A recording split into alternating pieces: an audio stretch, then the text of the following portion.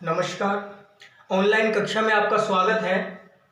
आज हम पढ़ेंगे 9th विषय हिंदी पाठ 11 रसखान, दिनांक 5/9/2020, सवैया नंबर 4। रसखान पाठ का अंतिम सवैया है। इससे पहले हमने 3 सवैये पढ़ लिए थे, समझ लिए थे। अब है ये अंतिम सवैया। काननी दे अंगुरी रहीबो, जब ही मुरली धुनि मंद बजे हैं। मोहनी तानन सो रस खानी, अटा चढ़ी गोधन गेहे तो गेहे। तेरी कहो सिगरे ब्रज लोगनी, काली को कितनो समुझे हैं। मायरी व मुख की मुस्कानी, संहारी न जे है न जे है न जे है। इसके शब्दार्थ देखिए।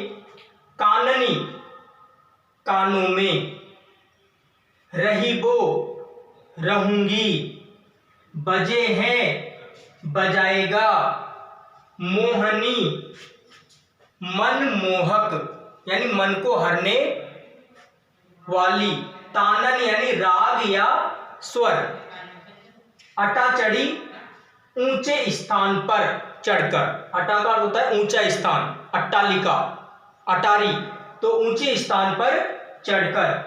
तेरी यानी पुकार कर, गेहे तो गेहे, इसका अर्थ है गाना चाहे तो गावे। ऊंचे स्थान पर चढ़कर गेहे तो गेहे यानी गाना चाहे तो गावे। सिगरे यानी सब, काली यानी कल, संभारी न जे है, संभाली नहीं जाती। इसको लय से देखिए आप। काननी दे अंगूरी रहीबो, जब ही मुरली धुनि मंद बजे हैं।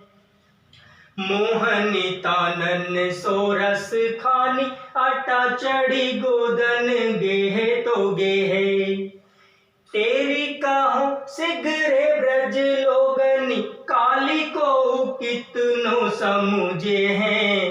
मायरी व मुख की मुस्कानी, संभारी न जे है न जे है न जे है। मायरी व मुख की मुस्कानी, संभारी न जे है न जे है न जे है। इस सवैये में एक गोपिका अपनी सखी से कहती है कि हे सखी, श्री कृष्ण का जो रूप सौंदर्य है, उसकी जो मुरली की धुन है और उसका जो आकर्षण है, मुस्कान है, वह ऐसा है कि मैं उसकी तरफ आकर्षित हो जाती हूं, अपने आप पर वश नहीं चलता। मैं कितना ही अपने आप पर वश करने का प्रयास करूं, लेकिन यदि मैं श्री कृष्ण की मुस्कान को देख लेती हूं तो मैं श्री कृष्ण के नियंत्रण में हो जाऊंगी, मेरा अपने ऊपर वश नहीं रहेगा। तो अपनी व्यवस्था प्रकट करती हुई और श्री कृष्ण के प्रति आसक्ति के भाव प्रकट करती हुई वह गोपिका कहती है अपनी एक सखी से, काननी दे अंगुरी रहीबो, कि हे सखी, कानों में अंगुली दे करके रहूंगी। मैं अपने कानों में अंगुली दे करके रहूंगी। कब? जब ही मुरली धुनि मंद बजे हैं। जब श्री कृष्ण मुरली की जो धुन है उसको धीरे धीरे बजाएंगे, तब ही मैं अपने कानों में अंगुली दे लूंगी, ताकि मैं सुन ना सकूं। और जब मैं नहीं सुनूंगी तो उसकी तरफ आकर्षित नहीं हो पाऊंगी। इसलिए मैं अपने कानों में अंगुली दे करके रहूंगी। मोहनी तानन सो रसखानी, रसखान उस गोपी की स्थिति को प्रकट करते हुए कहते हैं कि मन को हरने वाली तान को स्वर को, लय को, अटा चढ़ी गोधन गेहे तो गेहे। चाहे श्री कृष्ण ऊंचे स्थान पर चढ़कर, अटा चढ़ी यानी ऊंचे स्थान पर चढ़कर गाय चराते हुए गाना गाए तो गाए, ब्रज का एक लोकगीत, तो उसको गाए तो गाए, लेकिन जब मैं अपने कानों में अंगुली दे लूंगी तो मैं उस आवाज को नहीं सुन पाऊंगी, और उसकी आवाज नहीं सुनूंगी तो मैं उसकी तरफ आकर्षित नहीं हो पाऊंगी। तो ऐसा मैं कर सकती हूं। लेकिन टेरी कहो सिगरे ब्रज लोगनी, टेरी यानी पुकार कर या चिल्लाकर, सिगरे ब्रज लोगनी, सारे ब्रज के लोगों से मैं कहती हूं, लेकिन पुकार कर या चिल्लाकर सारे ब्रज के लोगों को मैं कहती हूं, काली यानी कल, को कितनों समझे हैं, कोई कितना ही समझाए, लेकिन कल कोई कितना ही समझाए यानी समझाए, मायरी वा मुख की मुस्कानी, मायरी का अर्थ होता है सखी, कि हे सखी श्री कृष्ण की मुख की यदि मुस्कान मैं देख लूंगी, क्योंकि आंखों पर वश नहीं चलता, तो हे सखी यदि मैं श्री कृष्ण की मुख की उस आकर्षक मुस्कान को देख लूंगी, संभारी न जे है न जे है न जे है, तो मैं अपने आप को नियंत्रण में नहीं कर पाऊंगी, अर्थात मैं श्री कृष्ण की तरफ आकर्षित हो जाऊंगी। ये मेरी व्यवस्था है।